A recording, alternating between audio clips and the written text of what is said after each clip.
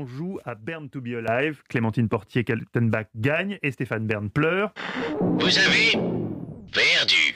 C'est normalement le jingle qu'on entend le plus à cette heure-ci. Il aura un répit aujourd'hui. Stéphane, vous avez un répit, pas de quiz, mais un joueur et un winner, un vrai, dans ce studio. Mais oui, Mathieu, je ne sais pas ce que je dois inventer chaque fois pour échapper à votre quiz.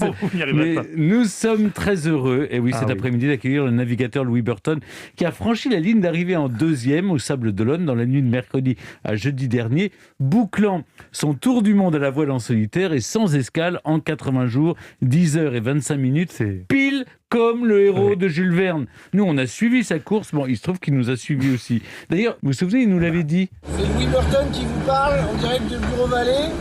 Un bon 24 heures du Cap Horn sur ce 3e Vendée Globe. Je trouve que ce que vous faites est vraiment trop bien. Le ton de l'émission est juste. Faut rien changer. Quand on vous entend raconter des histoires, passionnant.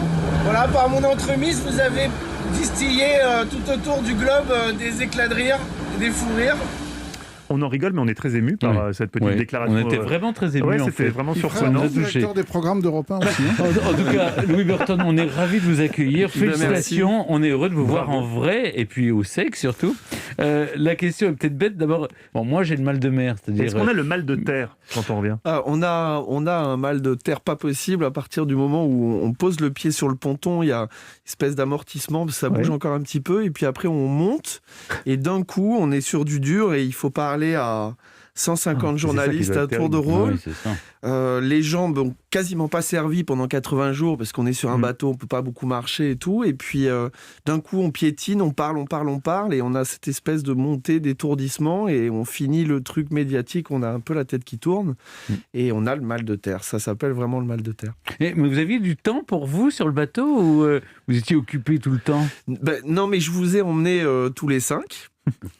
Sans le savoir au départ, puisque je connaissais pas historiquement votre, et je vous ai écouté en coupant l'émission en deux, et c'est les seuls moments où on a un petit peu de temps, c'est-à-dire au moment où on mange, et puis on est dans le siège baquet comme dans une voiture, parce que ça bouge énormément. D'ailleurs, on entend sur le bruit permanent, on a l'impression qu'il y a un moteur de voiture de course, tellement ça fait du bruit, je me rendais pas compte. Et puis là, on mange, donc on a les mains prises, et on a juste sur les oreilles de quoi alimenter un peu l'esprit, passer un peu de temps et prendre du plaisir. C'est quoi l'espace du bateau pour qu'on comprenne bien pour ceux qui ne sont jamais montés sur ce genre de bateau ? Vous avez combien de mètres carrés pour vous ? C'est plutôt minuscule ? On a peut-être à disposition 2 ou 3 mètres carrés à l'extérieur et puis pareil dedans. Mais les bateaux bougent tellement qu'en fait on ne fait que passer de la position assise dans le siège baquet à la position allongée à l'intérieur pour dormir ou à genoux pour se faire à manger. Et puis on est debout uniquement quand il faut manœuvrer. C'est très loin des croisières du Ponant que vous connaissez bien, Stéphane. Je crois que c'est pas le même confort du tout. Non, pas du tout. Et en termes de nœuds, de vitesse, j'entends bien, vous vous filiez à combien de nœuds ? On arrive à faire le tour du monde à peu près à 15-16 nœuds de moyenne. C'est monstrueux pour les gens qui font de la voile. C'est moins vite qu'une mobilette.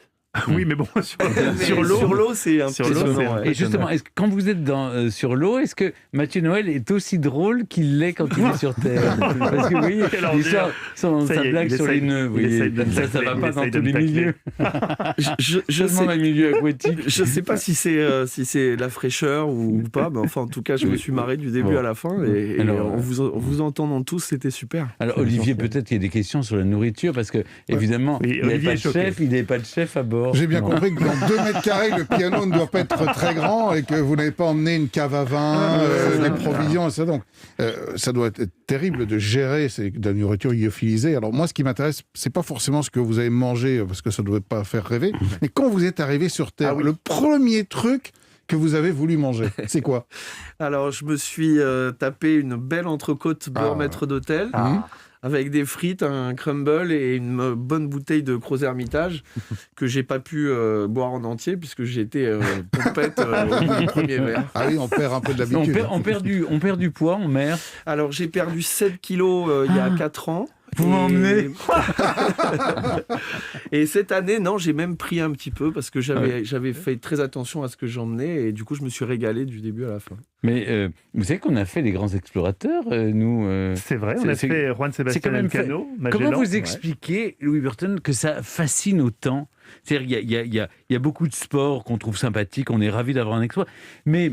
Les fléchettes, par exemple. Oui, mais les grands explorateurs, enfin, le fait de traverser les océans, je sais pas, il y a quelque chose, on rêve à travers vous, en fait. C'est un sport qui vient du yachting. C'était un sport d'élite il y a une centaine d'années encore, c'était pas du tout populaire, et c'est vrai que ça s'est démocratisé un petit peu. Et je crois que là, on faisait partie des seuls, même sportifs, à être totalement libres de pouvoir aller à gauche, à droite, de se balader, de n'avoir aucune contrainte hormis celle du vent et de la technique. Et je crois que ça a beaucoup aidé cette édition du Vendée Globe à toucher autant de personnes. Et puis après, vous savez, on fait le tour de la planète. Ça, c'est quand même un truc magique. Et on le fait avec le vent. Voilà, mais donc on je a pense le temps que tout ça... Moi, la question que je me pose quand vous regardez, c'est est-ce qu'on a le temps de savourer ce qu'on fait est extraordinaire, mais est-ce qu'on a le temps de le savourer parce que c'est une course, c'est tellement stressant, j'imagine, que est-ce que vous prenez du plaisir sur le moment ou c'est après quand vous revenez à terre? En même temps, il n'y a pas tellement de photos à prendre. Vous voyez, la mer, c'est la mer, quoi. On voit non, Stéphane, non, ça change tout le temps. Mais vous n'avez... Louis, il y a un côté contemplatif de l'océan, du ciel, des étoiles, tout ça.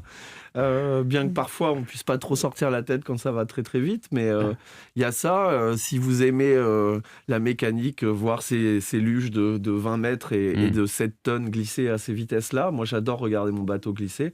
Et puis après c'est une course, donc en fait on fait l'ascenseur émotionnel, on déprime quand on perd des places, et puis on saute au plafond quand on en gagne une, deux, et puis quand ça se termine comme ça sur le c'est bien, c'est magnifique. C'est bien pour Bureau-Vallée, c'est quand même pas mal.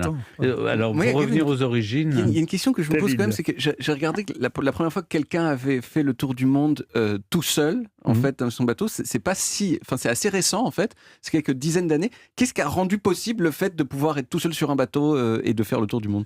La technologie qui a amené les pilotes automatiques. Oui.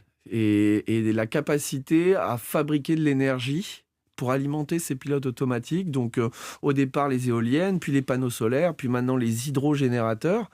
Et c'est ça qui a permis de faire ça. Le tout premier, c'est Joshua Slocum, qui a écrit d'ailleurs en solitaire. C'est en 1895. Mais il l'a fait avec escale. Il a été obligé de s'arrêter, etc. Donc, voilà. Et c'est vrai que ça, sinon, c'est très récent. Les pionniers, c'est Tabarly et tout. Et le Vendée Globe, c'est pas si vieux. C'est 89, la première édition. Donc, c'est le pilote automatique pour pouvoir dormir et que le bateau, il continue à aller tout droit. Et qui dévie pas, en fait. Vous avez eu peur à un moment ? Il y a eu des moments difficiles. J'ai eu peur d'abandonner plusieurs fois pour des problèmes de casse technique. J'ai eu peur quand mon cousin, par alliance, Kevin Escoffier, a ouvert son bateau en deux et passé à deux doigts de rester là-bas dans l'océan. Voilà. Après, j'ai eu peur de pas être bon. Mais c'est surtout ce moment où on a cru qu'il allait y rester là. Ça, c'était un moment très compliqué à vivre. La nuit allait arriver, il y avait 5-6 mètres de creux. Il avait une balise on ne sait pas trop si elle marchait pas. Donc là, c'est pas passé loin de pas être drôle. En tout cas, bravo. On était ravis de vous suivre, ravis que vous soyez avec nous aujourd'hui. Vous êtes arrivé 3e dans la course du Vendée Globe. Alors, pour ça, eh bien, il a gagné notre estime à tous, nous autres, pas seulement dans cette émission, vous voyez, je pense, de tous les Français. Merci voilà, en tout cas, merci. Merci beaucoup.